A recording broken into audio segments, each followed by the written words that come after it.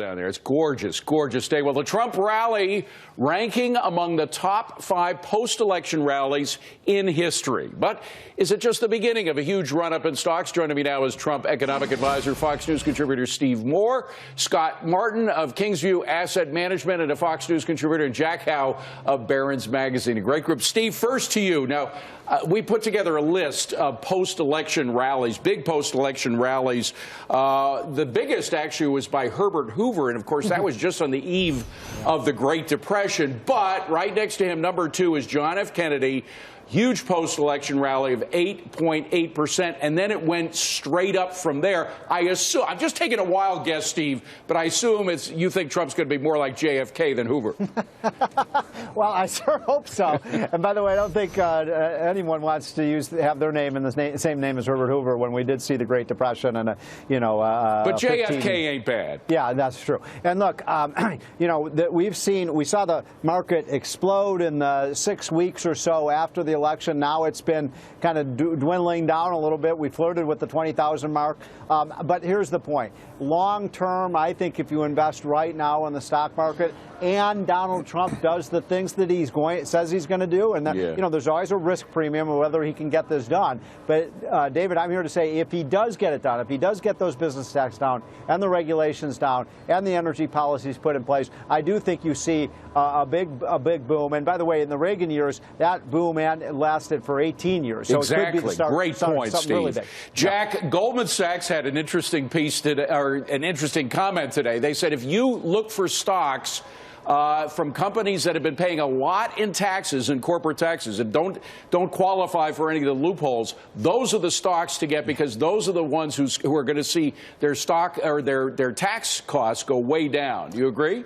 I do agree with that, with one caveat. It's true. I think, if anything, the infrastructure stock market play is a little overdone right now. The tax cut play is a little underdone. Some of these names deserve bigger price hikes. But when you look at the companies that pay the most taxes in the U.S., it's dominated by domestic companies. There are a lot of retailers, and retail is in trouble. Don't go loading up on retail shares just because they pay a lot in taxes. 3 names I'll give you quickly. Discover Financial, which I like anyhow, with or without a tax cut. CVS, which I think is more a healthcare business than a retailer. Its prices come way down. And Altria, which sells smokes here in the U.S. It's a little pricey for my taste, but it would sure look cheaper with a big tax cut. Good stuff. Thank you very much. Scott, the CME. You were at the CME today in Chicago. I can't think of any trading floor that is more pro-Trump than the folks in the CME. Am I wrong on that? David, you are 115% right, in fact, which is about the value of the stock of the CME these days, because it's risen dramatically since the election for 2 reasons. One, because, yes, the CME is pro-Trump, and number 2, because of interest rates. Interest rates have gone up, especially on the long end of the curve. That is good for exchange stocks. All right, slashing government spending, President-elect Trump aiming to cut funding dramatically and shrink bureaucracy with the goal of cutting $10.5 trillion in federal spending over the next 10 years. Steve Moore, I think he sent a message with the inauguration. I mean, they were very proud to say that they came in 20% under budget and they're returning money to the Treasury. That sets the tone, doesn't it? It sure does. And by the way, people shouldn't be surprised by this story, because I think Donald Trump was pretty clear about this, that he was going to increase spending on military and infrastructure, that we were going to have a tax cut, but he was going to balance the budget by cutting just about everything else. And you're looking at maybe some pretty severe cuts in these domestic programs. And that's why it's interesting when you talk to the Commerce Department Secretary or the Energy or the Education Sector. Yeah. They're going to have to cut their budgets very significantly to make room for these other the tax cuts and the increase in the military and the infrastructure spending,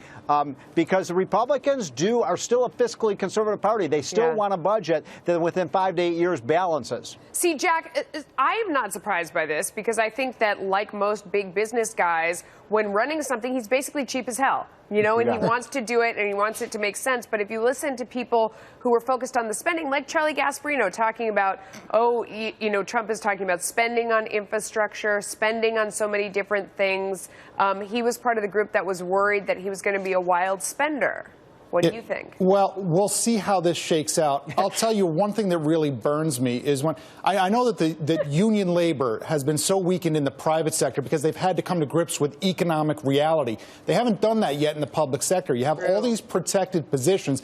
It kills me that we allow these unions to negotiate against the boss, right? But the boss in this case is me. The money's coming out of my pockets. Why do my lawmakers allow the existence of these unions to negotiate against my interest? I don't know. If Trump can do something to weaken the position of government unions, I'll be happy. Scott Martin, amen. I mean, I'm weeping tears at what Jack just said. Every taxpayer. I'm not a total communist, Melissa. Sometimes, you know. And Melissa, if there's anybody that can do it, to Jack's point, it's probably Donald Trump, who has experience with tens of thousands of workers over the course of his career. And I'll tell you, looking forward about how he's going to approach some of the spending cuts. Look at how he called Boeing to the carpet on the cost of Air Force One, how he's talked about Lockheed Martin being too expensive on some of the things. I mean, all the things that are involved in spending cuts that a lot of the other presidents didn't want to touch, he's going to find, and that's going to save us millions that'll add up to billions. Steve Moore, it is about being a better steward of your and my tax dollar, right?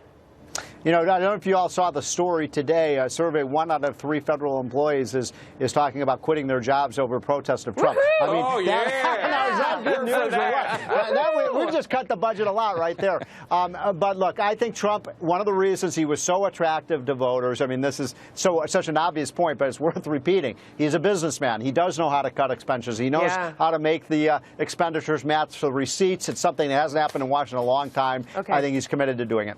Thank you so much, guys. Dave, breaking news. Okay, a little business news in here.